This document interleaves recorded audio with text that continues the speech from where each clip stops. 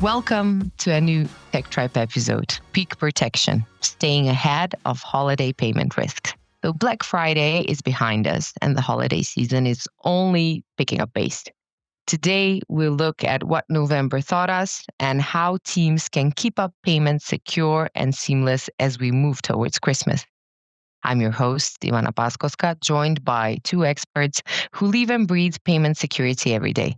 Borkica Shekerova, focused on making digital payments safer and smoother for merchants and acquirers, and Tanja Steinhoff, leading the evolution of 3D secure issuer servers to protect cardholders with, of course, less friction.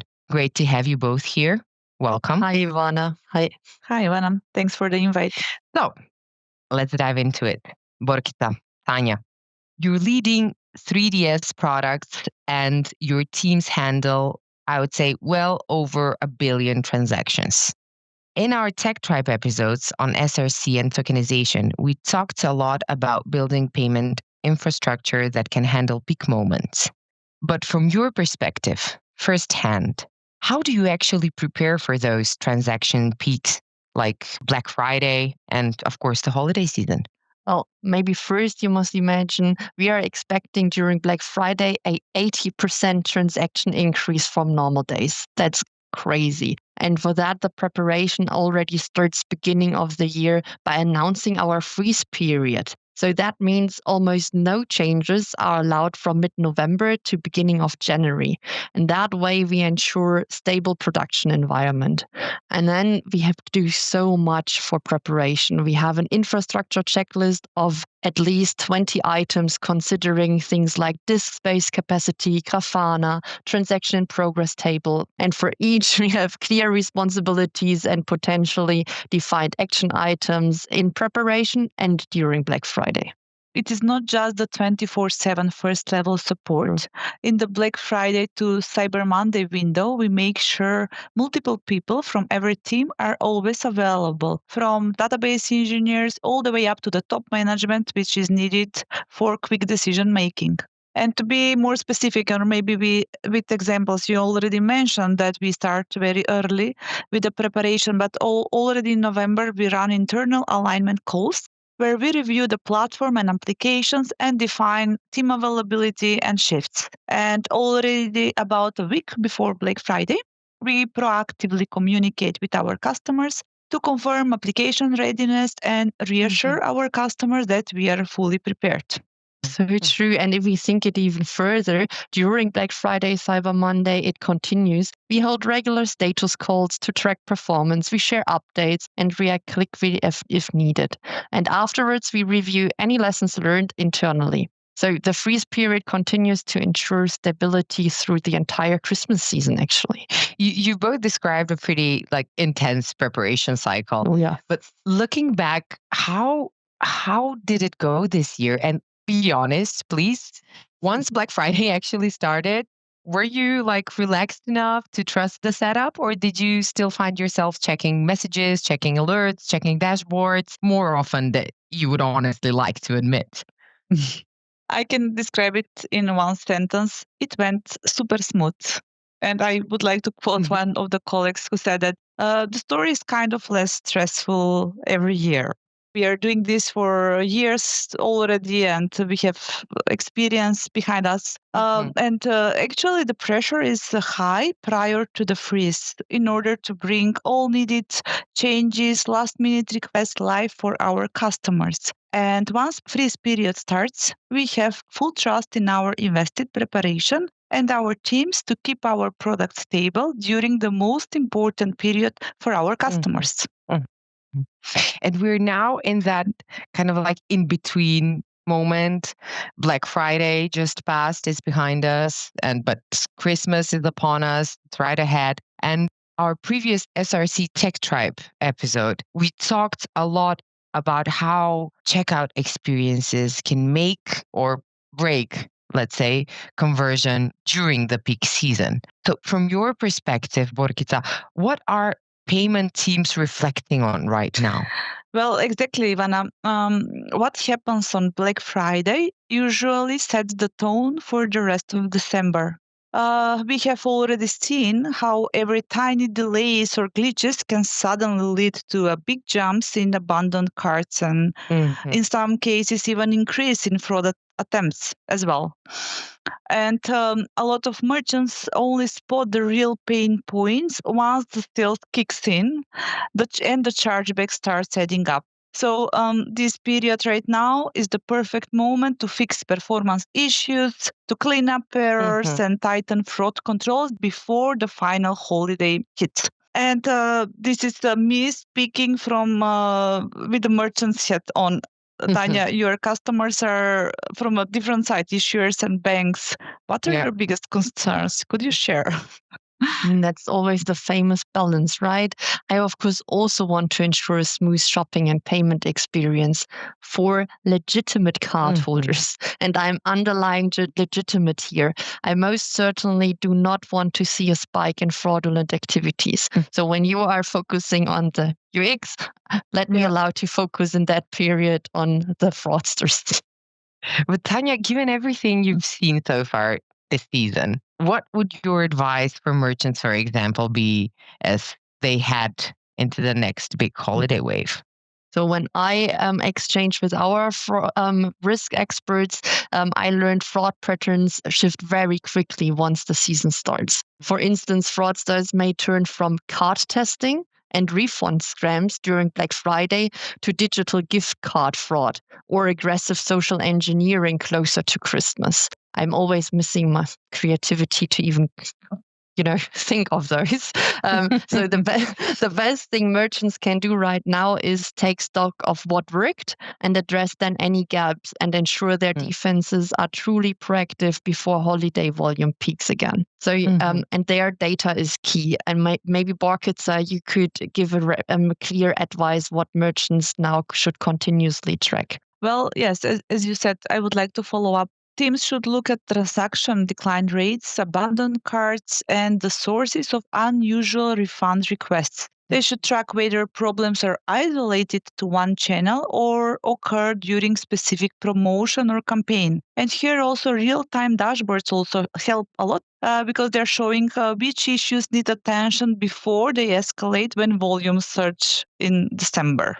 And like having to balance fraud prevention with a smooth customer experience, it's kind of like a never-ending story. That's what I'm getting from everything that I've asked and got answers to so far in all of our episodes that circled around these topics. But Borkica, what would your top recommendations for merchants be?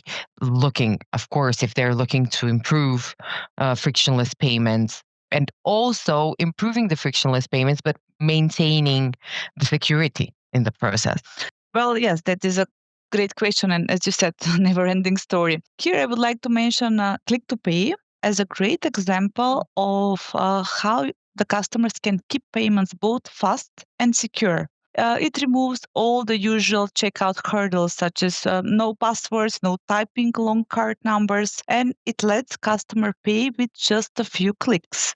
Especially after Black Friday, what really matters is speed and reliability, particularly yet for shoppers who are often buying last minute, as I am, for example. So my top recommendation would be use solutions like Click to Pay that boost frictionless checkout while still keeping a strong security layer in the background. Borkica, may I interrupt you here? Because you think Click to Pay is already known and common by everyone. Maybe you should shortly explain, because at least for me in Germany, I, to be honest, still don't see it that often when I'm shopping online privately. Well, Tanya, yes, that's a great point. Click to Pay isn't everywhere available yet. So I think that short explanation for the audience could help here. Our Click to Pay solution is built for merchants and payment service providers who want to lift their conversion rates and keep customers coming back. Basically, it works like this. Customers don't need to type card numbers or addresses anymore because all their card details are saved in their so-called Click to Pay profile. The system recognizes the device automatically, so checkout feels almost like a one-tap experience without exposing any sensitive data around. And I would keep it short. I would not go into the deep into the technical details because we have already covered it in one of our previous tech track episodes. But very deeply from our colleagues. But here I would like to share two concrete real life customer stories, which are really from which we are really proud of. One is about our long-term customer who introduced among our services, they introduced Click to Pay as well. And with the introduction of Click to Pay, they saw around 40% uplift in guest checkout conversion rate compared to the manual card entry. And this is really impressive, and only for a few months period, I can say. And a smoother checkout at the end means more completed purchase, more happy customers, and that is the real business impact that Click to Pay brings. And also another very short example, which is great because it is about speed of implementation. Another customer of ours integrated Click to Pay in impressive 1 month period from kickoff to the first production transaction. And it is really impressive. And they went live right before Black Friday. And already the statistics in November show that they were handling really high volume traffics without any issues. And it really shows, it is a good example that shows adopting Click to Pay can be fast, can be practical, and of course it brings immediate value to our customers. Interesting. And maybe I was a bit long, but Tanya, do you have any recommendations from your side? I was happy with these Click to Pay stories.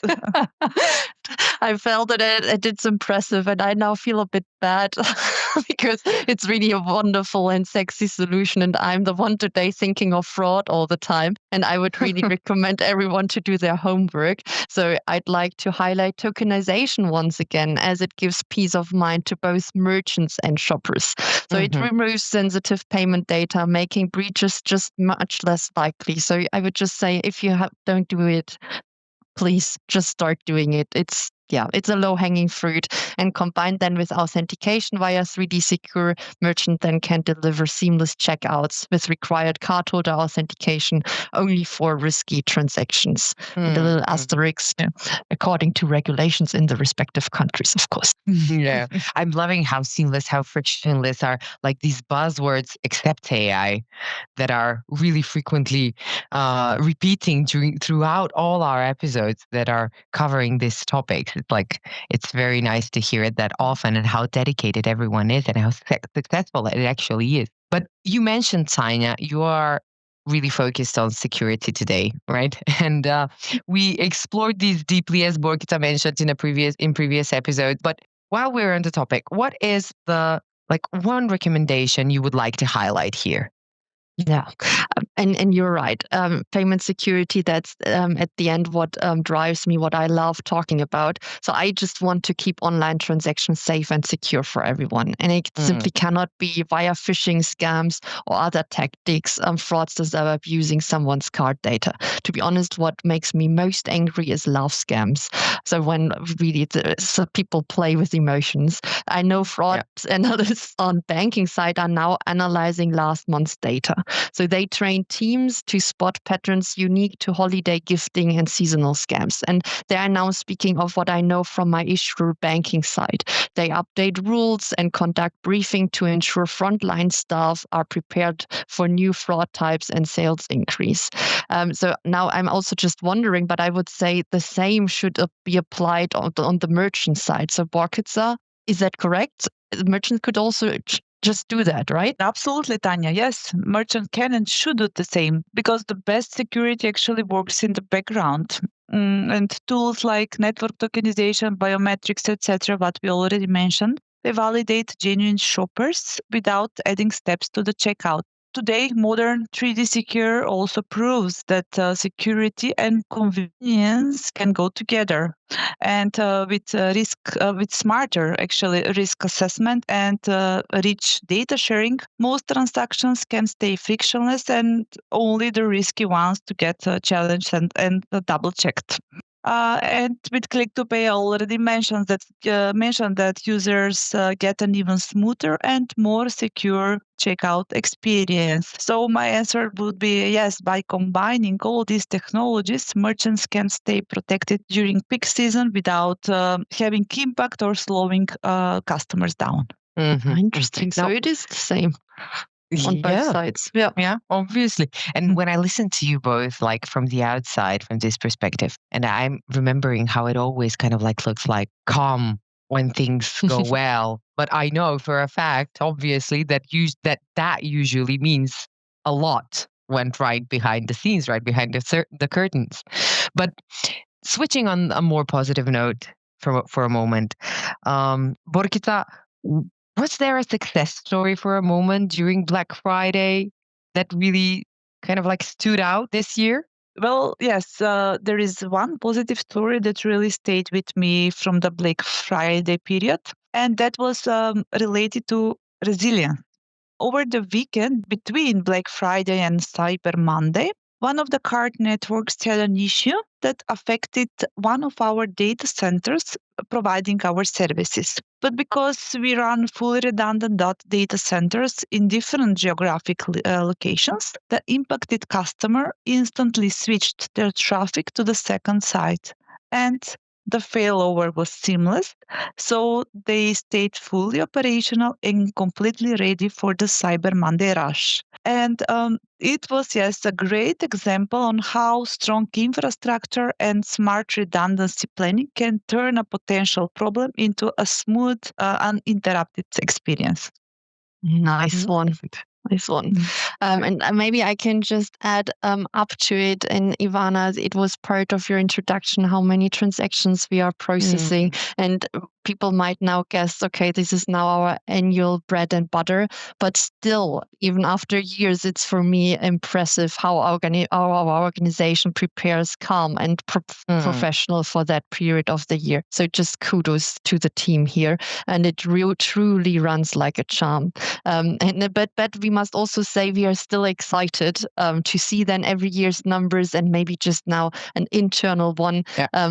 We have more than 100 people working for the products, and more than 50 colleagues are actually participating in our bet. So there's an annual bet with real techie categories. But we are then, for example, guessing the 10 minutes time period with the highest transaction volume, or how many gigabytes of DDoS attack traffic will be blocked on Cloudflare.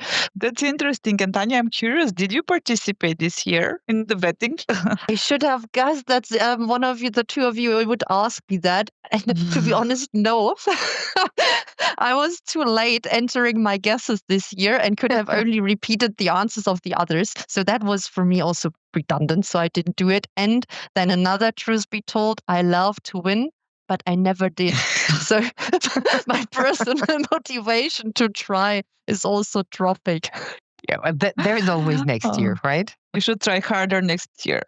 Yes. And speaking about the future, heading into the rest of the holiday season, if you could do, for example, like a summary, your top checklist for payment stakeholders like banks, BSPs, acquirers, merchants, to stay prepared and protected, what would you say that summary is? And since you've both been doing this and working on this for so many years, for so long, how do you see the payment security evolving for future holiday peaks? Well, a lot of our customers start preparing early by strengthening their internal capacity. So, very similar to what we are doing and what we explained.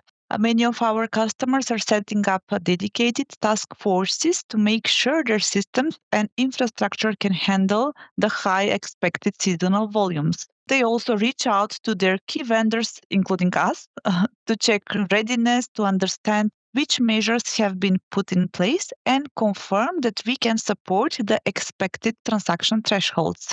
And this has become a regular part of the pre holiday routine.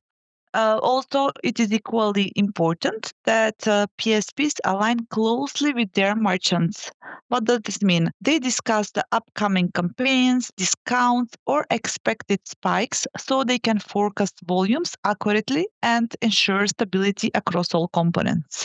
So if I had to summarize the top checklist, it will be around capacity planning, realistic forecasting, and proper stress testing remain the most critical and, of course, sometimes the most stressful tasks. But when done well, they give everyone the confidence and peace of mind to go into the holiday season fully prepared. Yeah, Tanya? true. And maybe it's a little bit late for that one now, but I would always say deploy risk-based authentication and automate tokenization. So maybe if the project has already started, you could prioritize it internally so it's still available now prior second holiday season, or however you want to call phase 2. And then the second one would be, if not happened, just schedule a war room now with the simulating with your teams so everyone knows what to do if traffic or fraud spikes. And then just learn from last month's data and stay nimble. And maybe why I mentioned the war room is simply because if you haven't, check your absences of the teams now during holiday Christmas season so that you don't have bad surprises and your network expert is not available when something goes down. Sometimes it's easy like that. And yes, that's exactly as you explained, Tanya. I would also recommend weekly reviews until holiday volumes drop, because it is not only Black Friday, Cyber Monday, it is full period until maybe beginning of January. So it should be closely monitored because the environment changes so fast, and these frequent checks can keep teams responsive and any tactics up to date, so they can be ready and prepared. And to sum up the conversation today, and thank you both for your answers, but I dropped it already somewhere in our conversation before in our questions. When we talk about this evolving over the next years, if I drop again the buzzword AI, what would you say about that? The buzzword AI, of course. But yeah, Ivana, it's so true. It's so true. There's no way around it. And AI and machine learning are raising the bar. So I truly believe that future risk solutions, including ours, will stay ahead of fraud instead of playing catch up. So we plan great things for next year, and we also must do. Otherwise, it's the other way around. And fraudsters are on us.